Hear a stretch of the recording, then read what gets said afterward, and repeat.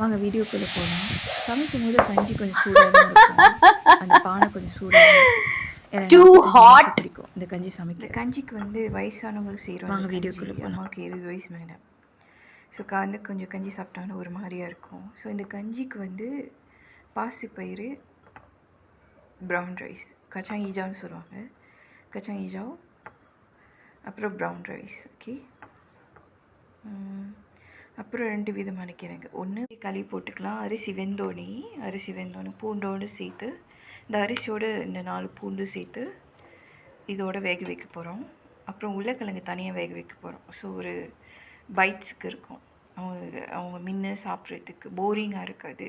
ஐ மீன் என்னடா வெறும் கஞ்சி கொடுக்குறாங்க அப்படின்னு ஒரு ஃபீலாக இருக்காது. ரைஸோட அந்த பூண்டுலாம் வருது, அந்த ஸ்மெல் அவ்வளோ டேஸ்ட்டாக நல்லாயிருக்கு. Really nice smell. அந்த பூண்டு, அந்த ப்ரௌன் ரைஸு அப்படியே கொதிக்கிற அந்த ஸ்மெல்லு செஞ்சு பார்க்கும்போது உங்களுக்கு தெரியும். ரொம்ப அருமையான ஸ்மெல்லு. தேங்காய் பால் எதுவுமே ஊற்றல, ஆனால் டேஸ்ட்டாக இருக்குது. இதில் வந்து கருப்பு உளுந்து கொஞ்சம் ஓட்ஸ் போட்டிருக்கேன். மலேசியன் கஞ்சியில் கொஞ்சோண்டு தேங்காய் பால் ஊற்றுவாங்க. இப்போ ரமடான் இஃப்தார் இல்லை, இப்போது நோன்பு கஞ்சியில் தேங்காய் பால் ஊற்றுவாங்க. நாங்கள் சைவமாக செய்கிறோம். ஸோ அதனால் நாங்கள் இந்து தான். பட் நாங்கள் செய்கிற விஷயம் வந்து இந்த பூபூரில் வந்து கிழங்குலாம் வேக வச்சுருக்கேன். வேகட்டும். ஸோ கிழங்குல கொஞ்சோண்டு இந்துப்பு போட்டு சீ சால்ட் போட்டு கொஞ்சம் வேக வச்சிட்ருக்கேன். So let it cook first. இதில் வந்து ஸ்வீட் பொட்டேட்டோ, தமிழில் என்ன சக்கரவள்ளி கிழங்கு, கறிக்கு போகிற உருளைக்கிழங்கு அதுதான் போட்டிருக்கேன். 45 மினிட்ஸ், 45 நிமிஷம் பிடிக்கும். ஏன்னா இதெல்லாம் நல்லா குக் பண்ணி தான் அந்த கஞ்சி வரும். 45 நிமிஷம் பிடிக்கும் ஒரு நல்ல கஞ்சி தயாரிக்கிறதுக்கு, சுவையான கஞ்சி.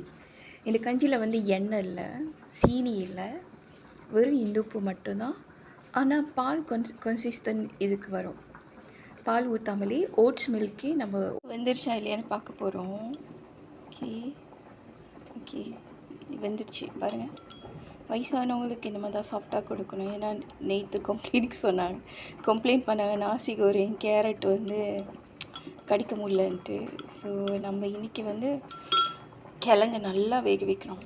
அப்படி தான் அவங்களும் சாப்பிட ஈஸியாக இருக்கும். கஞ்சி ரெடி ஆயிடுச்சு. இப்போ அம்மாவுக்கு சர்வ் பண்ணுறது தான். சாமி ப்ரே பண்ணோடனே வந்து சாப்பிடுவாங்க. கஞ்சி ரெடி ஆயிடுச்சு. வேக வச்ச உருளைக்கிழங்கு, சக்கரவள்ளி கிழங்கு அதில் போட்டுட்டோம். பாசிப்பயிறு, உளுந்து, கருப்பு உளுந்து, ஓட்ஸு, பூண்டு, இந்துப்பு, அவ்வளோதான். சீனிலாம் எதுவுமே போடல, தேங்காய் பால் எதுவும் ஊற்றல. எந்த